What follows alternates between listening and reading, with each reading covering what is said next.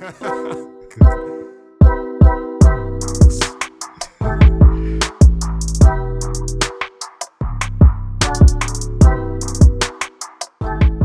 so here's the article. Florida's DeSantis, which is the governor at that point in time, he's still the governor. This article was this week. Yeah. So Florida Governor Ron DeSantis on Monday signed a bill that bans children aged under 14 from social media platforms and requires 14 and 15-year-olds to get parental consent. A measure supporters say will protect them from online risks and their mental health. The measure requires social media platforms to terminate the accounts of people under 14 and those of people under 16 who do not have parental consent. It requires them to use a third-party verification system to screen out those who are underage. Question number one, before I tell you that I agree, I totally agree, 100%. How are you going to determine that somebody is under 14 years old? How? Because I know them children and them signing up for this thing. They create an email address. They create a fake birthday on the email address. Yeah. And then when they sign up for it, they will check the email to see if they are when the email was created or when their birthday was. And then boom, they get the account at 9 years old, 8 years old. And I know for a fact, for sure, in my school, that all them children in Form 1 who come in 11, 12 and thing, you're not supposed to be on any of them things until you're 13 because they have laws and things and all kind of things stating that. But it's no way you could stop it. How are they going to stop it? Yeah, I was reading another article. I think last year, a few states was trying to sue Meta, because it was social media hamper to young people and whatever, and the same stuff about verifying age came up. And they were looking at some form of having some type of like digital ID or digital signature, that kind of verifying it. So I don't know, maybe like before you had to pay to be verified, before you had to go through a certain thing to be verified, like to actually verify you are who you say you are. So I'm wondering if it'll be something like that. But if you're doing something like that, right? You kind of had to cast your net on everybody, because how are you going to know I am not 14 or you are not 13? You kind of had to cast a blanket over everybody, and everybody had to say what the age is. And, if you're under a certain age, then you need consent. Yeah, and well, this thing coming back to parenting, right? And the Meta, Snapchat, Instagram, Discord, everybody have things in place for a parent to go and sign up for the account and then add a child. And add the child under supervision, and it will be underneath the parent account, and it have everything in place. I know this because my children were on Messenger Kids before I gave them WhatsApp. Before they get a SIM card and they get WhatsApp, they were on Messenger Kids. And me as a parent had to go on Facebook and sign up for the parental whatever thingy and add their email address, and anything that they do, I could go and check on this dashboard. That they're a long time. And for them to put this bill in place now, they're trying to now give Facebook and any social media application the legs to start to do more rigorous, investigations into somebody's account or who is using their account. But it's still going to come down to the fact that Facebook and them cannot tell you what age you are. You have to be verified somehow. So how are they going to verify you? I'm very, very concerned about that, because this sounds real nice and thing, and we're protecting the children and whatnot, but it requires the use of a third-party verification system. I don't know what the third-party verification system is. Let me see if I can think. What is the third-party verification system? Yeah, it might be some sort of, like somebody had to ask this question. Or something you had to do. you had to create some type of digital ID. I think look, the Verge have an article about it. Blah blah blah blah blah blah blah blah. Companies that they basically train it on the companies. They will require social media platforms.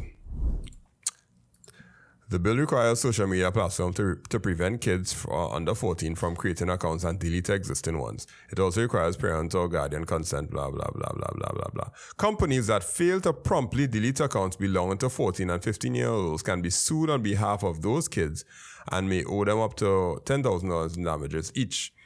A knowing or reckless violation could be considered an unfair or deceptive trade practice, subject up to $50,000 in civil penalties per violation.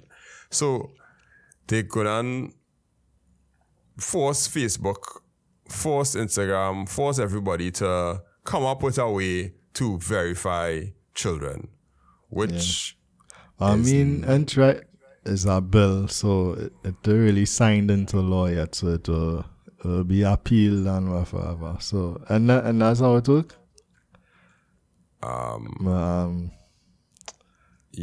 into law yet, but American it's once it had to go to the Senate and whatever it is. So it is not law yet, but it taken first. It just said signed into law. Hold on, I'm gonna double check.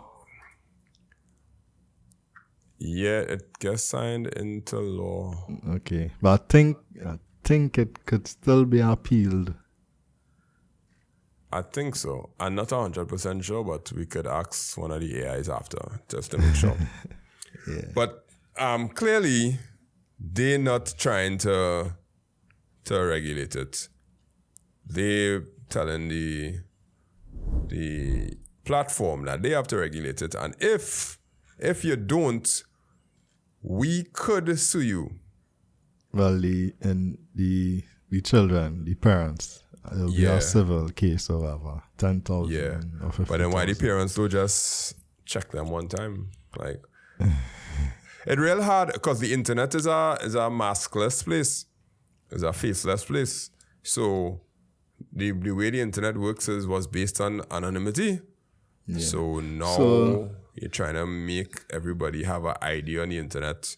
Dangerous places, dangerous stuff. Yeah. And I saw Texas had some similar things where they ban certain types of, they made it a requirement that you need to verify age for like adult websites. And then like one of the most popular adult sites just totally block it from Texas. Like in the whole of Texas, no access. Yeah, correct, yeah. You know?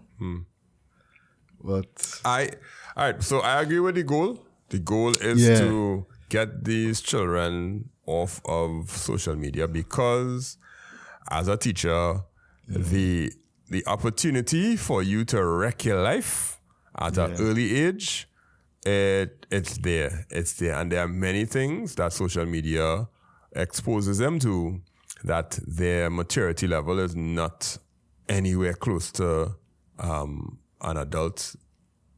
And they're handling adult things at an age where they should not be. And the social media is either you get the platforms to tailor the content that you show to them, or you get them off. And I think it's real hard to get the platform to tailor the content because it has too much predators out there. It has too much people who are self-serving and self-centered and selfish who will say, I don't care, that's for the parents to deal with, which is basically the whole of Trinidad there. Yeah, sorry. And what I want to say too is that some of them, they don't realize the impact of having stuff on the internet going to have or it could potentially have for now and the rest of your life. Once you put something out there, it's there. I say something bad or something, it'll be there for the rest of your life. It has the potential to follow you. Once you put it out, you can't really take it back. And I'm going to go back to something a few years ago. Like, I don't know if you remember when Akon was here. And with Dana Allen. Dana Allen, yeah.